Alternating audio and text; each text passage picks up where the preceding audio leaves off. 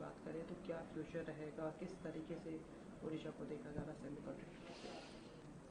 पहले तो मैं I must thanks to the honourable prime minister of India Narendra Modi ji कि जो कैबिनेट में डिसीजन हुआ था 4 सेमीकंडक्टर नया इंडस्ट्री आने वाले हैं भारत प्रदेश में, उसमें से 2 को उड़ीसा में दिया गया है।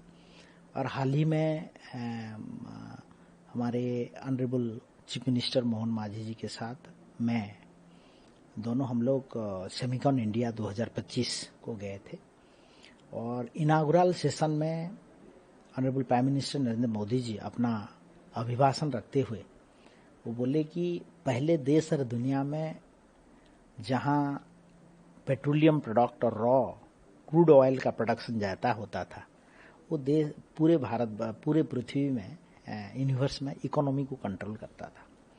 लेकिन अभी मानना है भारत देश का और मोदी जी का मानना है कि जिसके पास चिप्स होगा, सेमीकंडक्टर चिप्स होगा, वो डायमंड होगा और वो इकोनॉमी को कंट्रोल करेगा पूरे वर्ल्ड में।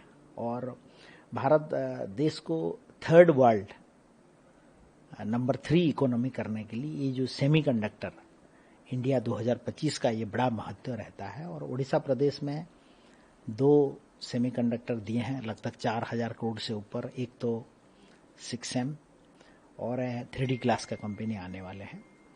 और साथ ही साथ हमने ये जो 3 दिन का प्रोग्राम था उसमें 2 सेमीकंडक्टर यूनिट के साथ उड़ीसा गवर्नमेंट और हमारे जो ऑनरेबल चीफ मिनिस्टर उनके सामने में हमारा MOU हुआ है करीबन 2600 करोड़ का।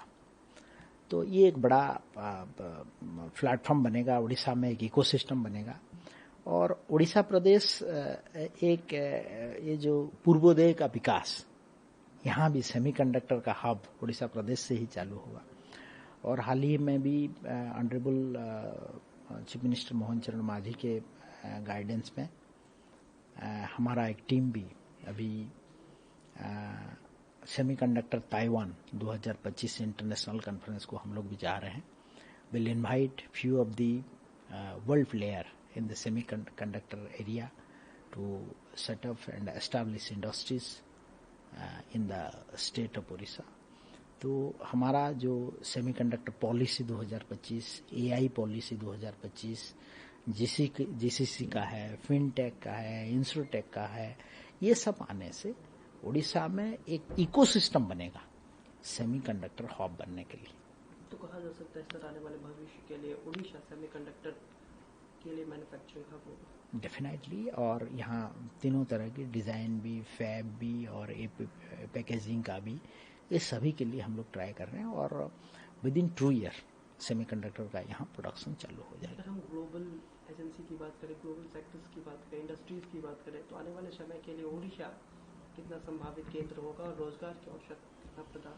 देखिए, ये एक अपस्किलिंग कॉन्सेप्ट है और हाई स्किल्ड जॉब है सेमीकंडक्टर। और डेफिनेटली उड़ीसा प्रदेश अभी आप देखिए तो सॉफ्टवेयर क्षेत्र में भी टायर 2 सिटी के लिए मुंबई, चेन्नई छोड़ के लोग उड़ीसा की तरफ आ रहे हैं। और हमारा जो सेमीकंडक्टर पॉलिसी और IT पॉलिसी भी है, उसमें हम लोग अभी सी केबल लैंडिंग स्टेशन एक पूरी में करने वाले हैं। इसके लिए भी DPR बन गया है, एक्सप्रेशन ऑफ इंटरेस्ट आ गया है। तो उसको भी कैसे समय के साथ पूरा करेंगे। एक तो IT के लिए हब होगा, एक तो सेमीकंडक्टर का है, GCC का, ये सब मिला के उड़ीसा में अभी हम लोग एक ऐसे इकोसिस्टम, एक वातावरण बना रहे हैं कि ये IT क्षेत्र में और सेमीकंडक्टर क्षेत्र में ये इंडिया को कैसे लीड करेगा। कहीं न कहीं रोजगार के भी अवसर प्रदान होंगे। डेफिनेटली ये होने से हमारे जो स्किल्ड मैन पावर है उसको भी अपस्किलिंग होंगे। और यहाँ के नौजवान जो बेसिकली टेक्नोलॉजी के क्षेत्र में रुचि रखते हैं, इंजीनियरिंग है, साइंस है, उन लोगों का को भी यहाँ जॉब मिलने का संभावना बहुत है।